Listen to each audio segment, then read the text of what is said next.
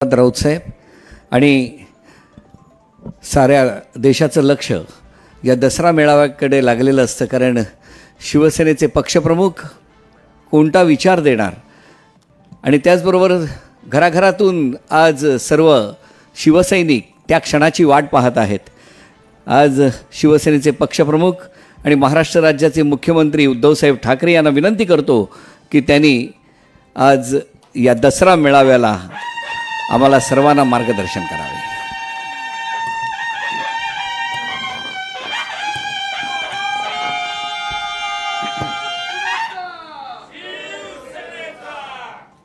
जमलेल्या माझ्या तमाम हिंदू बांधवांनो, भगिनींनो आणि मातांनो,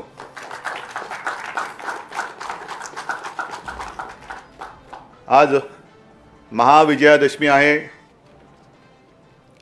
त्यानिमित्ताने दसऱ्याच्या तर शुभेच्छा आहेच, पण मगाशी नंदेशनी एक मराठी मातीत काय तेज असतं आणि शाहिराची काय ताकद असते ती ताकद दाखवली. आज धम्मचक्र परिवर्तन दिन पण आहे, त्याच्याही बद्दल शुभेच्छा देतो. संजय, आता आपण बोलत होतात की जवळपास 1 वर्ष झालंच. पुढच्या वर्षी म्हणजे पुढच्या महिन्यात 1 वर्ष होतच आहे. तारीख पे तारीख देत आहेत, देऊ द्यात. मी ज्या वेळेला सुरुवात केली मुख्यमंत्री पदी बसून कारभाराला, त्या दिवसापासून अनेक जण स्वप्न बघतात की सरकार पडेल, सरकार पडेल, सरकार पाडू. आणि तेव्हा दिलेलं आव्हान मी आज सुद्धा देते, हिम्मत असेल तर सरकार पाडून दाखवा. आम्ही तुमच्यासारखे गुळाच्या ढेपेला चिकटणारे मुंगळे नाहीत, पण जर वाटेला जाल तर मुंगळा कसा डसतो ते सुद्धा तुम्हाला दाखवल्याशिवाय राहणार नाही. एका वेगळ्या परिस्थितीमध्ये हा मेळावा आपण घेतो आहोत.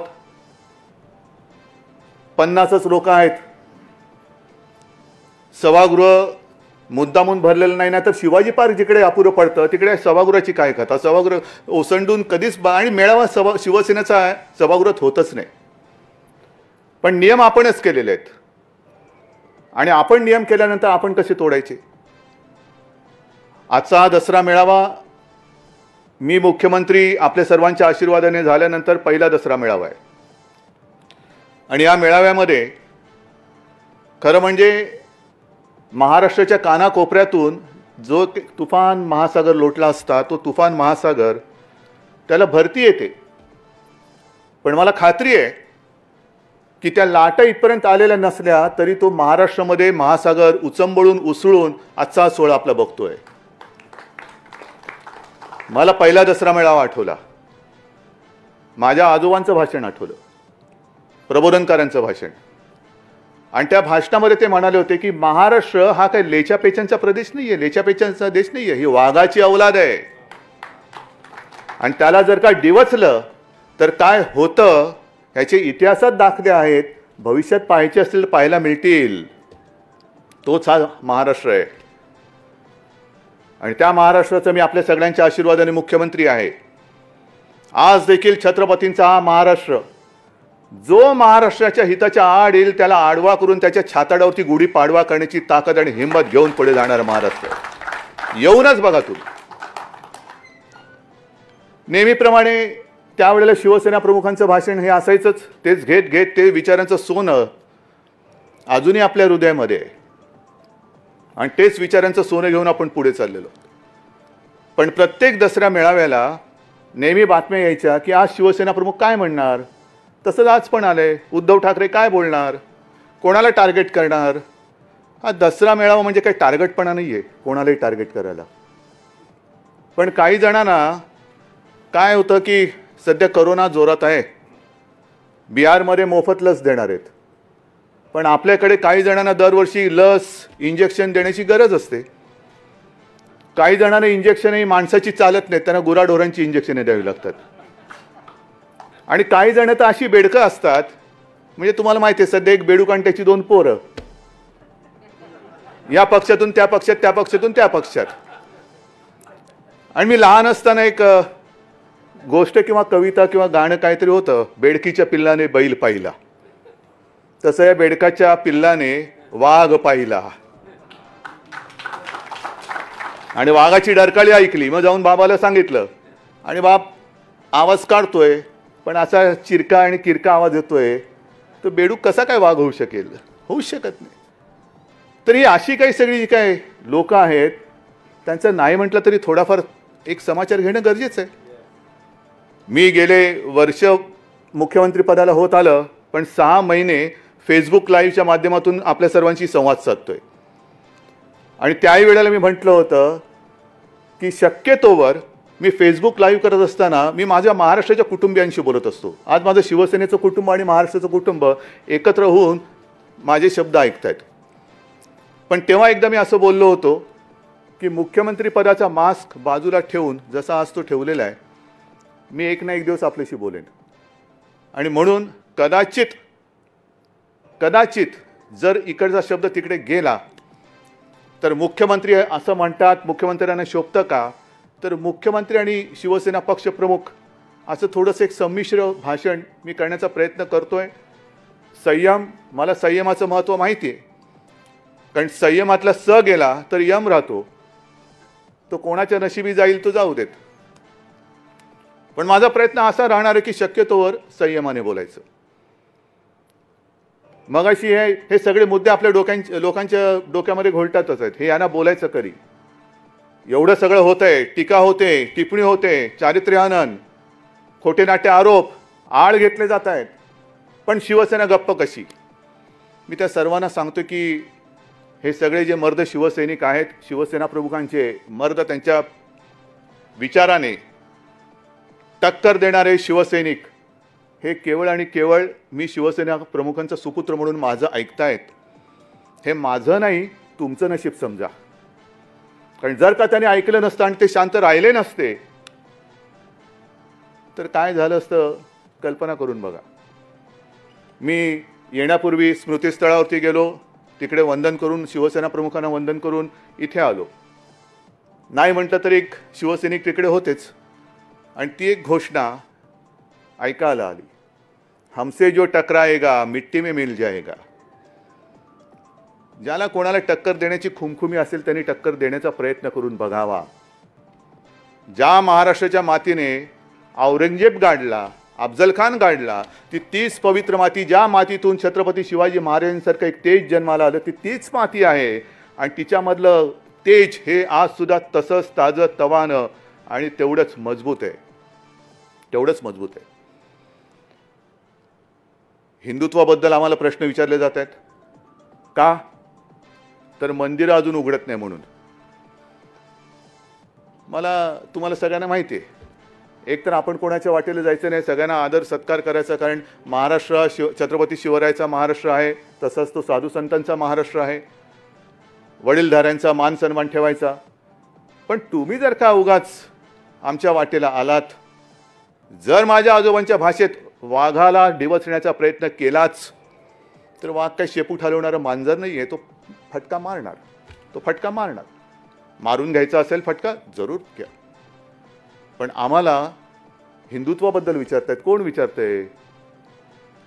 ज्या वेळेला बाबरी पाडली गेली आणि जो सगळा कल्लोळ अख्ख्या देशामध्ये उसळला होता, कोणाची हिंमत नव्हती. सगळेजण आता जे हिंदुत्वावरती प्रश्न विचारतायत ते त्यावेळेला शेपट्या घालून कुठल्या बिळात लपले होते काही कल्पना नाही. कदाचित त्यावेळेला ज्यांचं नाव त्यांच्या कुटुंबाव्यतिरिक्त बाहेर कोणालाही माहिती नसेल अशी माणसं आम्हाला विचारतायत, तुमचं हिंदुत्व कुठे गेलं? का तुम्ही अचानक सेक्युलर झालात? शिवसेना प्रमुखांचं हिंदुत्व आणि तुमचं हिंदुत्व याच्यामध्ये जमीन आसमानाचा फरक आहे. जे हिंदुत्व शिवसेना प्रमुखांनी आम्हाला शिकवलं ते हिंदुत्व म्हणजे शिवसेना प्रमुख जे बोलायचे की मला देवळात घंटा बडवणारा हिंदू नकोय. बडवायच्यात घंटा तुम्ही बडवा, दुसरे येतंय काय बडवायला तुम्हाला? मला अतिरेक्यांना बडवणारा हिंदू पाहिजे. देवळात घंटा बडवा, नाही का करोना आल्यानंतर घंटा बडवा, थाळ्या वाजवा, हेच तुमचं हिंदुत्व. दुसरं काय हिंदुत्व तुमच्याकडे? सगळ्यांना म्हटलं गेला करोना, घंटा बडवा, थाळ्या बडवा. काही जण मला सांगत होते की आता पुढच्या रविवारी बघा. म्हटलं काय? बेडूक उड्या मारायला सांगणार. आणि त्याच्या पुढच्या रविवारी बघा. म्हटलं काय? कोलांट्या उड्या मारायला सांगणार. मग त्याच्यानंतर दोरीच्या उड्या. म्हटलं हे कसलं हिंदुत्व आहे? आमचं हिंदुत्व आहे असं नाही आहे. आज सुद्धा ज्या सावरकर सभागृहात मी बोलतो आहे, हिंदुत्व हिंदुत्व म्हणजे काय?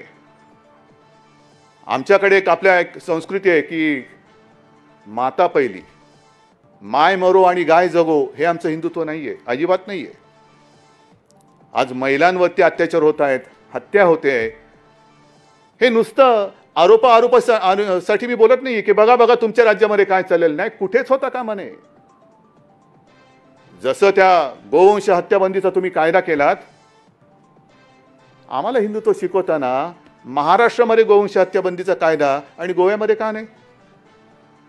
मी विधानसभेत जे बोललो होतो की इथे गाय म्हणजे माता आणि पलीकडे जाऊन खाता, हे तुमचं हिंदुत्व. हे असं बुरसटलेलं आणि सगळी रया गेलेली हिंदुत्व हे नाहीये. हिंदू म्हणजे कसा पाहिजे, जे शिवसेना प्रमुख सांगायचे की हिंदुत्व हे आमचं राष्ट्रीयत्व आहे, हिंदुत्व हे आमचं राष्ट्रीयत्व आहे. आणि आज मी मुद्दामून काही कागदपत्र घेऊन आलेलो आहे. का घेऊन आलेलो आहे? कारण काही जणांची वाक्य मला खरंच, आज सकाळी संघाचा कार्यक्रम झाला आणि त्या संघाच्या कार्यक्रमामध्ये जसं आपण या सभागृहामध्ये एक मर्यादित स्वरूपामध्ये हा आपला मेळावा, परंपरा फार महत्त्वाची आहे. परंपरा आपण सांभाळत हा कार्यक्रम करतो आहे. सकाळी मोहनजी भागवत यांनी हिंदीमधून सर्व देशाला उद्देशून एक भाषण केलं आणि त्यांचं वाक्य आहे, माझं नाही आहे. जे त्यांना मानणारे आहेत, त्यांच्यासारखी काळी टोपी घालणारे आहेत, त्या टोपीखाली जर का डोकं असेल, त्या डोक्याला म्हणा ह्या वाक्याचा विचार करा आणि हे हिंदुत्व तुम्हाला पटते का? कारण तुमच्या सरसंघ चालकांनी सांगितलेलं आहे. शिवसेना प्रमुखांचं हिंदुत्व आम्हाला प्यारं आहेच. ते तुम्ही मानता येत नसेल, तेवढी तुमच्यात हिंमत असेल नसेल, पण निदान सरसंघ चालकांनी सांगितलेलं हिंदुत्व तरी तुम्ही मानतात की नाही? आणि त्यांचं वाक्य आहे, हिंदुत्व, हिंदू राष्ट्र, इसको लेकर भ्रम पैदा करने वाले लोग हैं. कौन है? कहाँ है? कौन ये लोग हैं? पता है आपको? कहाँ रह रहे? हिंदुत्व एक ऐसा शब्द है जिसके अर्थ को पूजा से जोड़कर संकुचित किया गया है. मंदिर का नाही उघडत? तुम्ही हिंदुत्व सोडलात का सेक्युलर झालात? हे सरसंघ चालकांचं वाक्य आहे. हे सरसंघ चालकांचं वाक्य आहे. नुसते टोप्या नका घालू एकमेकाला. त्या टोपी खाली मी पुन्हा सांगतो, जर डोकं असेल तर त्या डोक्यामध्ये मेंदू असेल तर त्या मेंदूला पहिलं हिंदुत्व म्हणजे काय हा अर्थ तुम्ही तुमच्याच सरसंघ चालकांकडून समजून घ्या आणि मग खरडेघाशी करा. ज्या वेळेला संपूर्ण देशात, मी पुन्हा एकदा सांगतो, आगडोंब उसळल्यानंतर शिवसेना प्रमुख आणि शिवसैनिक नसते तर मुंबई महाराष्ट्र वाचला नसता. त्यावेळेला तुम्ही कुठेही दुरान्वयाने सुद्धा तुमचा संबंध नव्हता आणि आज तुम्ही आमच्या अंगावरती येत आहे का? खुर्चीवरती बसलात म्हणून.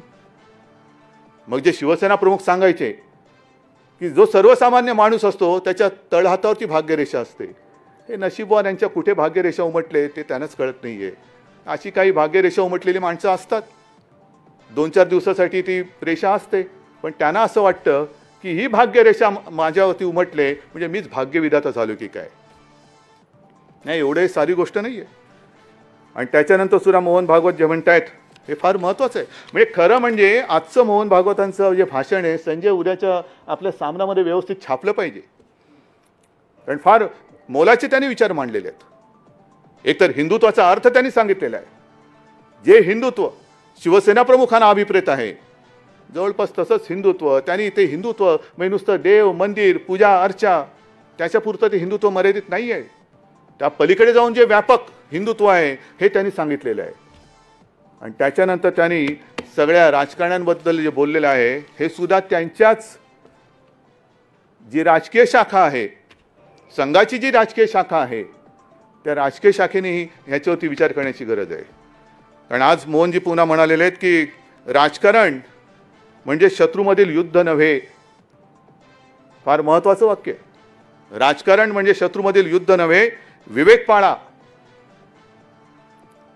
हे कोणाला उद्देशून त्यांनी बोललेले असतील? आम्ही विवेक पाळतोय नाही पाळतोय? भाजप विवेक पाळते नाही पाळते? आज कोरोनाचं संकट सगळीकडे असताना सुद्धा जे काय राजकारण आणि राज्यामधली सरकार हे सरकार पडेल ते सरकार पाडू, कशाला पाडापाडी करताय? कशाला पाडापाडी करताय? जेवढं लक्ष तुम्ही तुमच्या पक्षावरती देत आहात, जे मध्ये मला सांगायचं ना, मोदीजी एवढे तास काम करतात आणि एवढ्या वेळेत झोपतात, तेवढ्या वेळेच उद्धव ठाकरेंनी काम केलं तरी काय काम होईल?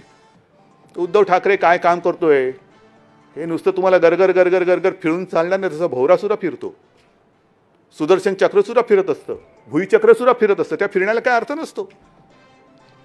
पण जे काम आज झालेलं आहे ते पुढच्या महिन्यामध्ये सगळ्यांच्या समोर मी ठेवणार आहे. पण राजकारणामध्ये म्हणजे हे करोनामध्ये सुद्धा पाडापाडीचं करतात. मध्य प्रदेशचं सरकार पाडलं, आणखीन कुठलं सरकार पाडलं, बिहारमध्ये आता प्रचाराला लागले सोशल डिस्टन्सिंगचं. आज सुद्धा आम्हाला सुद्धा हा तोबा गर्दीचा मेळावा करता आलाच काही नाही. परंतु आम्ही हे नियम पाळतो. का पाळतो? की मी मुख्यमंत्री म्हटल्यानंतर मी महाराष्ट्र राज्याचा कुटुंब प्रमुख आहे. मला माझ्या जनतेची, तुम्हाला नसेल, तुमच्यासाठी महाराष्ट्रातली जनता, देशातली जनता म्हणजे मतं असतील, पण माझ्यासाठी ती माझ्यासारखी हाडामासाची रक्ताची माणसं आहेत. माझी ती माणसं आहेत, माझी ती कुटुंबीय आहेत. म्हणून हे उगाच नाही लावून फिरत माझी कुटुंब माझी जबाबदारी. पण तिकडे पाडापाडी करताय. पण जेवढं लक्ष तुम्ही तुमच्या पक्षावरती देताय त्यातलं थोडं लक्ष तरी देशावरती द्या ना. आज देश रसातळाला चाललेला आहे. मी मुख्यमंत्री म्हणून जेव्हा गेल्या आठवड्यामध्ये त्या पूरग्रस्त भागात गेलो होतो, अतिवृष्टी झालेल्या भागामध्ये संपूर्ण शेतकऱ्यांची सगळी हे ओसाड झालेली, घरदारं वाहून गेलेत, जमीन खरडून गेले, विहिरी बुजल्यात, रस्ते वाहून गेलेत, इलेक्ट्रिक खांब पडलेले आहेत. मदत करायची, मदत करतोय. पण मदत करताना सुद्धा पैसे आणायचे कुठून? पैसे आणायचे कुठून? कारण आपल्या हक्काचे, मी मुद्दामून हे सांगतोय, आपल्या हक्काचे जो जीएसटीचा टॅक्स आहे त्याचे जवळपास 28,000 कोटी आणि वरचे आपल्या हक्काचे जवळपास ते 10,000 म्हणजे 38,000 कोटी हे येणं आपल्या हक्काचं आज सुद्धा केंद्राकडे बाकी आहे. आज सुद्धा 38,000 कोटी आपल्या महाराष्ट्राच्या हक्काचं आहे, हे केंद्राकडे बाकी आहेत. ते देत नाही आहेत. आणि बिहारला फुकट लस देत आहेत. कोणाच्या पैशाने देत आहेत? पण 38,000 कोटी म्हणजे जीएसटी देतच नाहीये. मग मध्ये एक प्रस्ताव असा आला की राज्याने कर्ज उभारावं. काय म्हणून उभारायचं? मग आता म्हणतात केंद्र कर्ज उभारेल. फेडायचं कोणी? का म्हणून तुम्ही कर्ज उचलताय आणि आम्हाला उचलायला लावताय?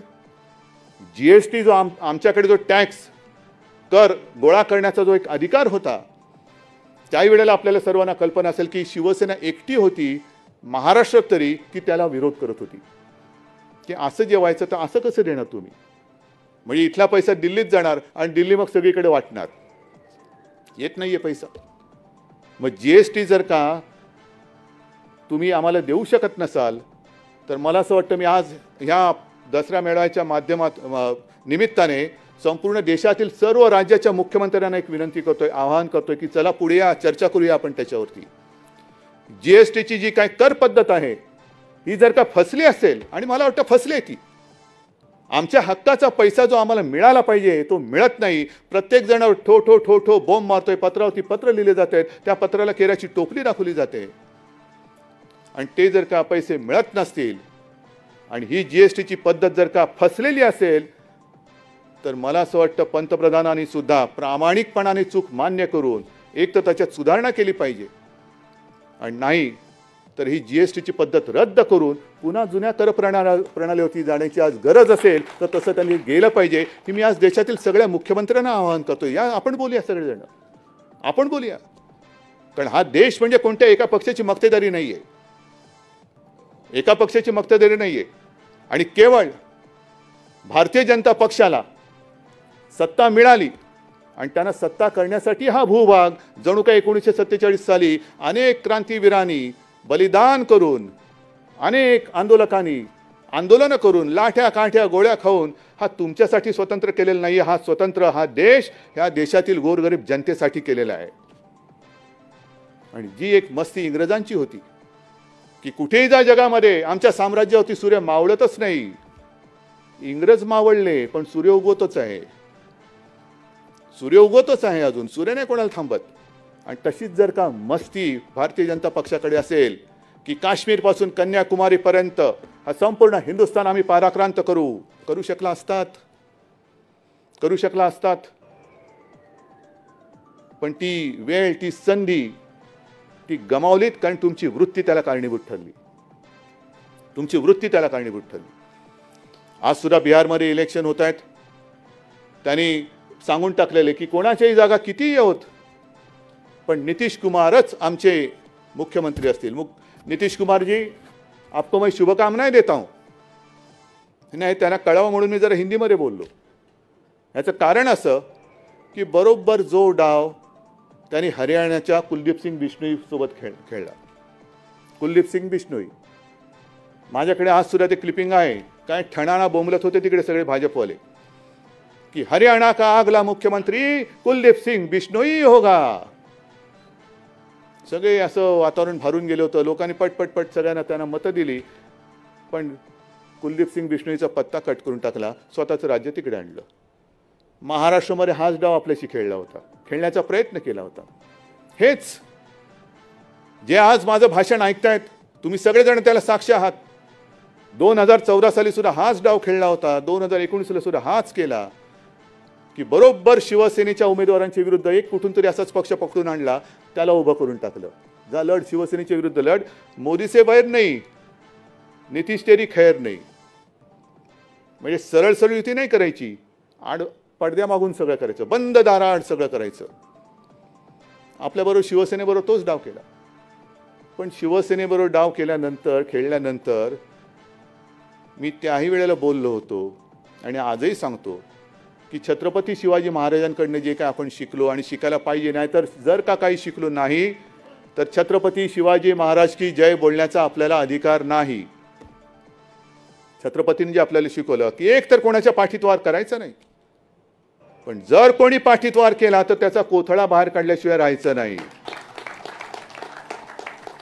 आणि छत्रपतींचंच एक वाक्य, काही पत्र त्यांची मिळालेत, काही पत्र इतिहासमध्ये नोंद झालेली आहे आणि माझ्या वाचनात कुठेतरी एक आलेलं आहे की छत्रपतींचं एक वाक्य आहे, होय मी शत्रूला दगा दिला आणि शत्रूला दगा देतो, पण एक तरी उदाहरण असं दाखवा की मी मित्राला दगा दिलेला आहे.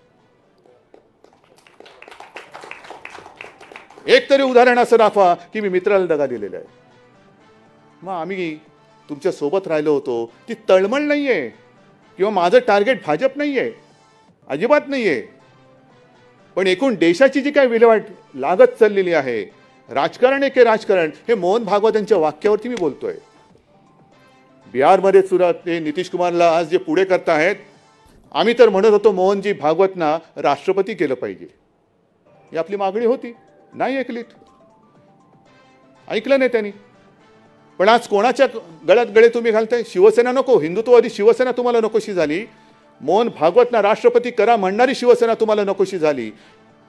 हिंदुत्व हेच राष्ट्रीयत्व म्हणणारी शिवसेना तुम्हाला नकोशी झाली. पण संघमुक्त भारत म्हणणारे नितीश कुमार, त्यांच्या गळ्यात गळा तुम्ही घालतात. मग मला हिंदुत्वावरती प्रश्न विचारणाऱ्यांना मला विचारायचं आहे की असं काय झालं नेमकं? ज्या वेळेला 2014 साली निवडणूक आली होती, नितीश कुमार तोपर्यंत आपल्या युतीत होते, पण 2014 साली जेव्हा पंतप्रधान पदाचा उमेदवार ठरवण्याची वेळ आली, घोषित करण्याची वेळ आली, तेव्हा हेच नितीश कुमार म्हणाले होते की आम्हाला सेक्युलर चेहरा पाहिजे पंतप्रधानपदी, तो जर नसेल तर मी युतीत राहणार नाही, आणि त्यांनी युती तोडून टाकली होती. मग कोणती लस कोणी कोणाला दिली? तुम्ही त्याला हिंदुत्वाची लस दिली का त्याची सेक्युलरपणाची लस तुम्ही घेतली? हे मला पत्र खरडणारे सांगतील. कोणी कोणाची लस दिली? संघमुक्त भारत म्हणणारा नितीश कुमार हा हिंदुत्ववादी झाले का तुम्ही सेक्युलर झालात? आणि जर तुम्ही म्हणत असाल की जागा कोणाच्या किती जरी आल्या तरी नितीश कुमारच मुख्यमंत्री, ठीक आहे, निवडणुकीनंतर कोरोनाची लस सगळ्यांना बिहारमध्ये फुकट देणार, मग आमचा बाकीचा देश जो काय आहे तो काय बांगलादेश आहे की पाकिस्तान आहे का कझाकिस्तान आहे? लाज वाटली पाहिजे खरं म्हणजे अशा लोकांना कारभार करण्याची. त्यांची लायकी नाही आहे. जे देशामध्ये जर असं विभाजन करत असेल की यांना फुकट आणि तुम्हाला विकत, केंद्र सरकार तुम्ही आहात, मायबाप तुम्ही आहात. मी आज कुठेतरी एक ते दानवेंचं वाक्य ऐकलं, त्याच्यानंतर ते दिसलं नाही. जे आम्ही बोललो, का नाही बोलायचं? GSTचे पैसे येत नसतील, इतर हक्काचे पैसे येत नसतील, केंद्राकडे जून महिन्यापासून आपण आपत्तीग्रस्तांसाठी जे जे पैसे मागितलेले आहेत त्यातला एक सुद्धा नया पैसा आलेला नाही, एक छराम आलेला नाही आहे. मग मागायचे नाहीत पैसे? मग दानवे म्हणाले लग्न तुम्ही केलं आणि पैसे बापाकडे मागता. दानवेजी बाप तुमचा असेल, माझा बाप इकडे आहे.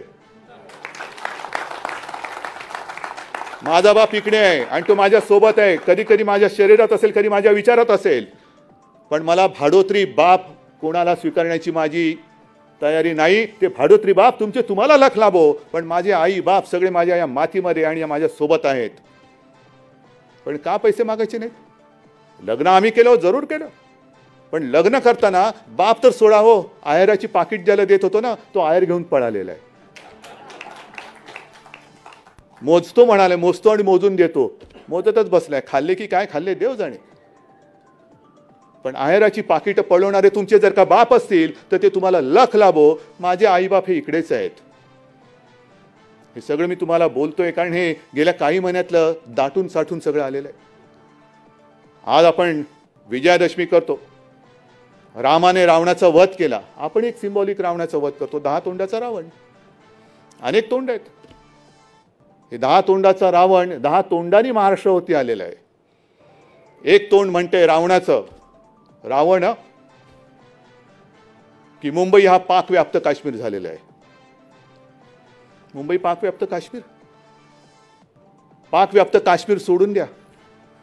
कारण मला वाटतं जर मी विसरलो नसेन तर मोदींनी आपल्याला सांगितलं होतं 2014 साली की पाकव्याप्त काश्मीर मी भारतात आणल्याशिवाय राहणार नाही. बोलले होते ना. पाकव्याप्त काश्मीर लांब राहिलं. आपल्या भारताचा जो काश्मीर आहे तिकडे ज्यांना मुंबई हे पाकव्याप्त काश्मीर वाटते त्यांना म्हणा अनधिकृत सोडून द्या. 370 कलम काढलेला आहे, पण अधिकृत तरी 1 इंच जमीन आज तरी जाऊन तुम्ही घेऊन दाखवा. आज तरी जाऊन घेऊन दाखवा तुम्ही आणि मग आमच्या अंगावरती या. घरी खायला मिळत नाही म्हणजे मुंबईमध्ये यायचं आणि वरती दाखवायचं की आम्ही कष्ट केलेले आहेत. मुंबई महाराष्ट्राचं मीठ खायचं आणि नमक हरामी करायची. ही असली सगळी रावणी अवलाद. महाराष्ट्राची बदनामी कशासाठी करायची? ह्याचं कारण करोनाचं संकट असताना सुद्धा जवळपास 16,000 कोटी त्यातले 2 चीनी कंपन्या बाहेर काढा. येत्या 8-15 दिवसामध्ये आणखीन काही हजार कोटीचे सामंजस्य करार आपण करतो आहोत. महाराष्ट्रामध्ये चहूबाजूने उद्योजक येऊ इच्छित आहेत, त्यांना आपण आमंत्रण देतोय. काय केलं शिवसेनेने? मराठी माणसाला वडापाव दिला. हो दिला. भीक मागून खायचं नाही. जे खाशील ते हक्काने खा, मेहनतीचं खा, हा त्याचा मागचा संदेश होता. आणि आज सुद्धा जे हजारो कोटींचे आपण MOU केलेले आहेत, काय झालं MOUचं? पहिल्या सरकारच्या काळात पण झालेले होते, पण आपण जे MOU मला वाटतं जून-जुलैमध्ये केले होते, बहुतेक सगळ्या उद्योजकांना आपण जमिनी दिलेल्या आहेत. त्यांच्या बहुतेक सगळ्या उद्योजकांच्या अटीतटी शर्ती काढून त्यांनी नाही म्हटलं तरी एक सुरुवात केलेली आहे. हे शिवसेना करते, महाविकास आघाडीचं सरकार करते. हजारो कोटीचे MOUs म्हणजे हजारो कोटीची गुंतवणूक ह्या आपल्या महाराष्ट्रामध्ये येते. ही महाराष्ट्रामध्ये येते कोणासाठी येते? या भूमिपुत्रांसाठी येते. म्हणून आज मी हे सुद्धा आवाहन करतोय, सगळ्यांना विनंती करतोय, भूमिपुत्रांना आवाहन करतोय की हे सगळं आम्ही करतोय, आम्ही तुमच्यासाठी करतो आहोत. जे जे उद्योग येतील ते जाहीर केले जात आहेत, जाहीर केले जातील, पण तिथे ज्या ज्या पद्धतीचे कुशल अकुशल जी काही काम करणारी माणसं लागतील ती मला या अस्सल मराठी मातीतलीच पाहिजे. तुमच्यासाठी आम्ही हे करतो आहोत. नुसतं बोलून थांबत नाही आहोत, तर हे करतो आहोत. पण मग इतरांची पोटदुखी सुरू झाली की महाराष्ट्र हे करतोय, आम्ही का नाही करू शकत? तर तुमचं नशीब आहे, आम्ही काय करू त्याला? पण महाराष्ट्रामध्ये या संकटाच्या काळात सुद्धा उद्योगधंदे येत असताना महाराष्ट्र पुढे जातो आहे म्हणून महाराष्ट्राची बदनामी केली जाते. महाराष्ट्रामध्ये जणू काही कायदा सुव्यवस्था अस्तित्वात नाहीच आहे. मुंबई पोलीस हे निकम्मे आहेत. आणि त्याहीपेक्षा भयंकर म्हणजे जे काय मध्ये सगळं झालं की जणू काही महाराष्ट्रामध्ये शिवाजी पार्क असेल, इकडे असेल, तिकडे असेल, गांजा आणि चरसची शेतीच फुललेली आहे. हे एकूण असं चित्र म्हणजे मुंबई पाकव्याप्त काश्मीर आहे. महाराष्ट्र मुंबई पोलीस निकम्मे आहेत, ते काय काम करत नाही आहे. इकडे सगळे नशिले आहेत, चरस गांजा इकडे उघड उघड विकला जातोय. हे असं सगळं चित्र करायचं त्यांना माहिती नाही अजून की ह्या महाराष्ट्राची जी संस्कृती आहे त्या महाराष्ट्राच्या संस्कृतीमध्ये आमच्या घराघरामध्ये तुळशी वृंदावनं आहेत, गांजाची वृंदावनं नाही आहेत. असं कोणतं पिक्चर आलं नाही की मै गांजा तेरे घर का. हे तुमच्या घरात असेल, गांजाची शेती जिकडे असेल, कुठे आहे ते तुम्हाला माहिती आहे. पण एकूण महाराष्ट्राची वाट लागलेली आहे. कायदा सुव्यवस्था नाही, सगळे नशिली लोक आहेत, पोलीस नाहीत, हे नाही, पाकव्याप्त काश्मीर झाले. एवढी बरबादी करून टाकायची आणि ती सुद्धा पोलिसांची मानहानी मी का सहन करू. जसा मी तुमचा कुटुंब प्रमुख आहे तसा होय मी माझ्या मुंबई आणि महाराष्ट्र पोलिसांचा सुद्धा कुटुंब प्रमुख आहे. आणि मला त्या पोलिसांबद्दल, पोलीस दलाबद्दल अभिमान आहे. जगामध्ये असं कोणतंही पोलीस दल नाही की ज्यांनी स्वतःच्या छातीवरती गोळ्या झेलून जिवंत अतिरेक्याला पकडून देणारं एकमेव पोलीस दल आहे. त्याचा मला अभिमान आहे. तुकाराम ओंबळे त्यांनी कसाबला पकडलं, कोणीच नाही असं. आणि असे पोलीस केवळ महाराष्ट्र पुढे जातोय म्हणून त्यांना तुम्ही बदनाम करून टाकायचं. ह्या सगळ्या गोष्टी बघितल्यानंतर आणि पुन्हा तेच खरं म्हणजे पाकव्याप्त काश्मीर, मुंबई का पाकव्याप्त काश्मीर झालंय, हां हे आमचं होऊच शकत नाही ते. पण असं बोलणं म्हणजे मोदींचा अपमान आहे. कारण मोदी पंतप्रधान गेले 6 वर्ष आहेत. त्यांनी सांगितलं होतं की मी पाकव्याप्त काश्मीर आपल्या देशामध्ये आणेन. पाकव्याप्त काश्मीरमध्ये ते पाऊलच ठेवू शकत नाही. पण ते राज्य करत असलेल्या देशामध्ये जर पाकव्याप्त काश्मीर तयार होत असतील तर ते अपयश हे पंतप्रधानांचं आहे, राज्याचं असू शकत नाही. आमच्या राज्यात ते नाहीच आहे. देशात इतरत्र कुठे असेल तर ते त्यांनी जाऊन शोधावं. हे पंतप्रधानांचं अपयश आहे. आणि मग हे सगळं झाल्यानंतर एक कोणतरी त्याने आत्महत्या केली, लगेच तो बिहारचा पुत्र असेल ना. पण बिहारचा पुत्र जर त्याने आत्महत्या केली त्याच्यात काही काळबेर असेल, माझ्या मुंबईच्या महाराष्ट्राच्या पोलिसांनी तेही शोधून काढलं असतं असेल तर.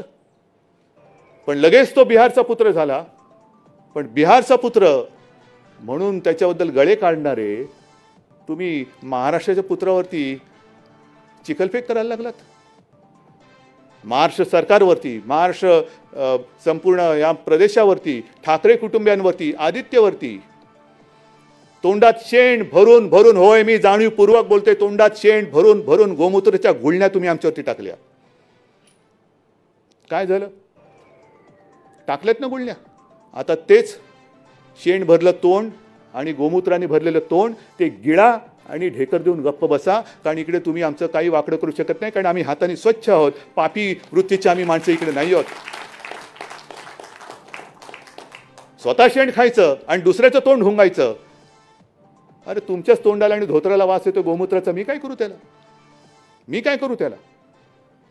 पण आमच्या अंगावरती येत आहात.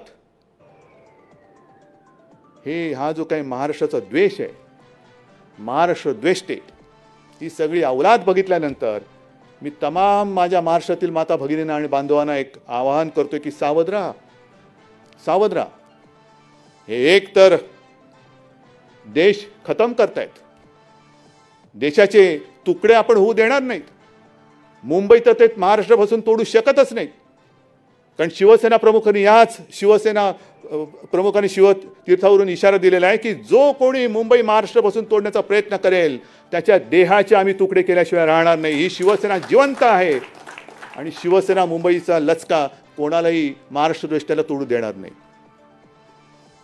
हा संपूर्ण आमचा इतिहास आहे. ही सगळी आमची वृत्ती आहे. हा आमचा स्वभाव आहे. आम्ही शांत आहोत पण शंड नाही आहोत, अजिबात नाही आहोत. ती आमची संस्कृती आहे. जर आमच्याशी सभ्यतेने वागाल तर आम्ही सुद्धा सभ्यतेने वागू. नाहीतर रामदास म्हणालेच आहे, भले तरी देऊ काय ती कासेची लंगोटी, नाहीतर नाठाळ्याच्या हाती हाणू काठी. ती काठी बिठी तुमच्याकडे नुसती लाठीकाठी असेल, पण आमच्याकडे मनगट असं मजबूत आहे. तलवारीने युद्ध जिंकलं जातं, पण तलवार पकडायला मनगट मजबूत असतं. ते मनगट आमच्या शिवसैनिकांमध्ये आहे आणि या महाराष्ट्रातल्या छत्रपतींच्या मर्द मराठी माणसामध्ये आहे. बोलण्यासारखं खूप आहे, सांगण्यासारखं खूप आहे. पण हे सांगत सांगत सांगत सगळं गेलं तर ह्यांचे सगळे जे काही कोण किती म्हणजे पापामागून पाप ही उघडी पडायला लागतील. जो काही कारभार आम्ही करतो आहोत तो तुमच्या सगळ्यांच्या हितासाठी आणि तुमच्या सगळ्यांच्या आशीर्वादाने करतोय. पण भारतीय जनता पक्ष जे काय करतं आहे, अरे निदान या मातीशी तरी आणि तुमच्या मातेशी तरी इमान ठेवा ना. मित्रपक्षाची ठेवू नका. पण ज्या मातीत तुम्ही जन्माला आलात आणि जर आम्ही महाराष्ट्राच्या हिताचा निर्णय घेतला असेल तर अगदी फटाके नका वाजू, पण निदान खोटं तरी बोलू नका. एक निर्णय जो आपण घेतला तो म्हणजे आर्याचं जंगल वाचवण्याचा.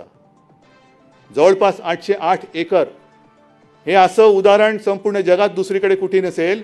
जंगल उजाड करून शहरं वसली गेलेली आहेत, पण शहरामध्ये जंगल राखणं, रक्षण करणं हे तुमच्या महाविकास आघाडीच्या सरकारने केलेलं आहे. याचा मला अभिमान आहे, नक्कीच अभिमान आहे. मेट्रोची कार शेड जे रातोरात झाडांची कत्तल करून तिकडे करण्याचं घाटत होतं, ती कार शेड मी आल्या पहिले त्याला स्थगिती दिली.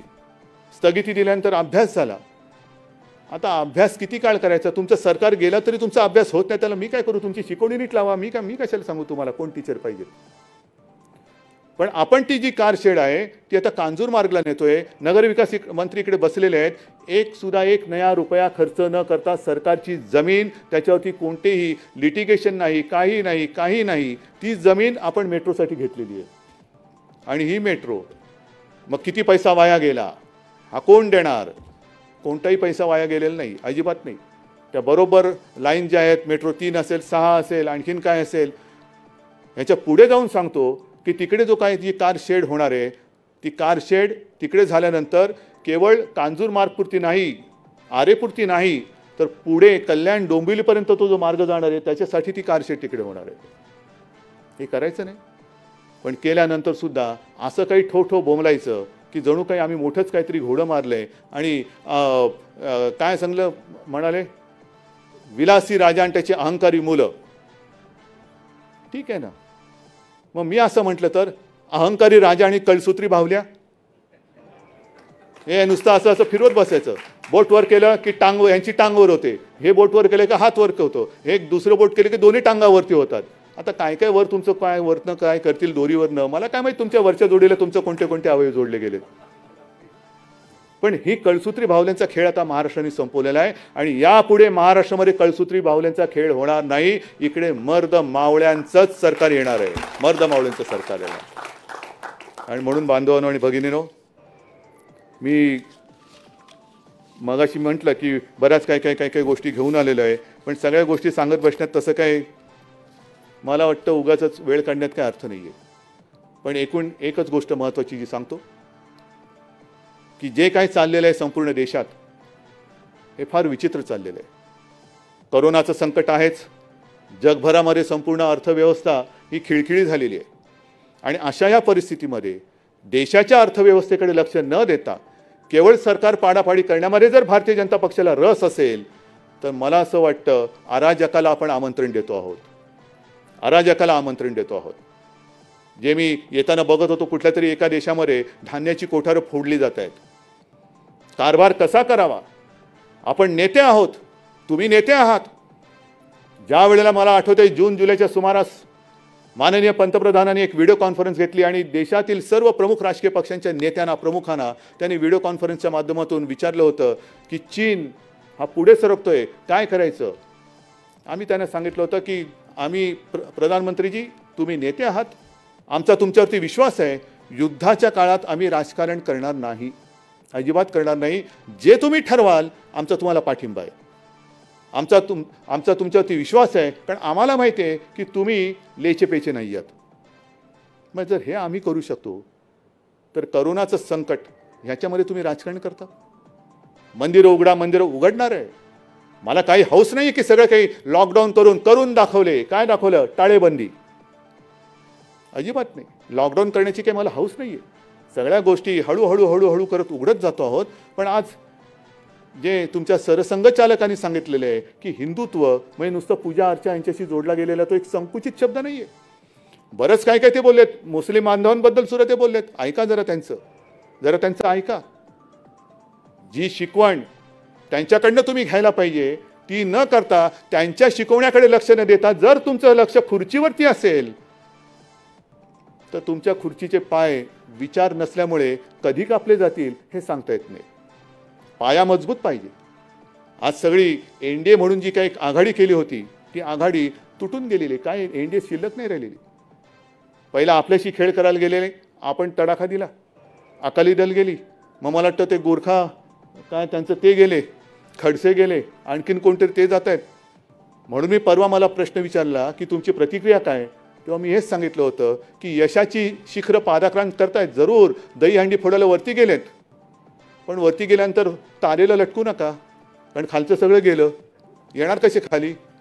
हंडी आणि तुम्ही दोघं एकदम खाली.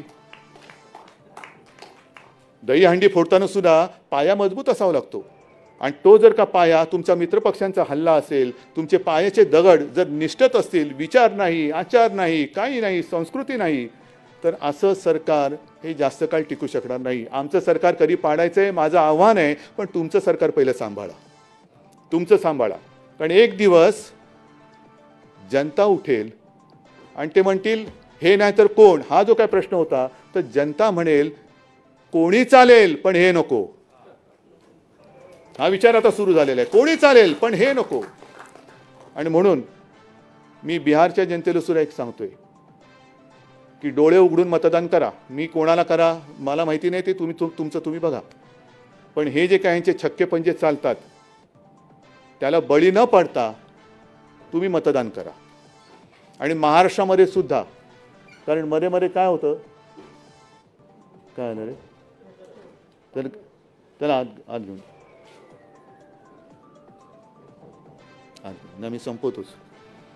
मध्ये मध्ये काय होतं, आता गेल्या 2 आठवड्यापूर्वी मराठा समाजाला, ओबीसी समाजाला, धनगर समाजाला मी सर्वांना सांगतोय की बाबांनो, आम्ही तुमचे आहात, हे सरकार तुमचं आहे. कोणताही समाज हा न्याय दिल्याशिवाय मी शांत राहणार नाही, हे मुख्यमंत्री म्हणून माझं तुम्हाला सगळ्यांना वचन आहे. सगळ्या समाजाला मी न्याय देणार, आणि हा न्याय देताना कोणाचं काही काढून देणार नाही. जो तो समाज, एक गोष्ट नक्की चांगली आहे की प्रत्येक समाज म्हणतोय की त्यांना द्या, आम्हाला हरकत नाही, पण आमचं फक्त कोणाचं काही कमी होणार नाही. आदिवासींचं तसंच राहील, धनगरांचं त्यांनाही देऊ, ओबीसींचं देऊ, मराठ्यांना देऊ, सगळ्यांना देऊ. फक्त एकच हात जोडून नम्र विनंती करतोय की जातीपाती आणि समाजामध्ये जे कोणी महाराष्ट्र द्वेष्टे भिंती उभ्या करू इच्छित असतील तर त्यांच्या कारस्थानानं बळी पडू नका. कारण तुम्ही म्हणजे महाराष्ट्र आहात, तुम्ही म्हणजे शिवरायाचे मर्द मावळे आहात, आणि तुमच्यामध्ये जर का तुटफूट झाली आणि तोडफोड करण्यामध्ये जर का ते यशस्वी झाले तर केवळ आपलेच नाही तर महाराष्ट्राचे तुकडे करायला ते मागे पुढे बघणार नाही. आणि म्हणून मला असं वाटतं आज दसरा आहे, हे जे आपण वैचारिक सोनं लुटतं न लुटतो जे काय असेल ते, पण निदान बेल भंडारा उचलून एक शपथ घ्यायला पाहिजे की महाराष्ट्राच्या एकजुटीला तडा जाईल असं मी काही करणार नाही. ही शपथ या दसऱ्याच्या निमित्ताने घेऊन तूर्त मी आपली रजा घेतो. जय हिंद, जय महाराष्ट्र.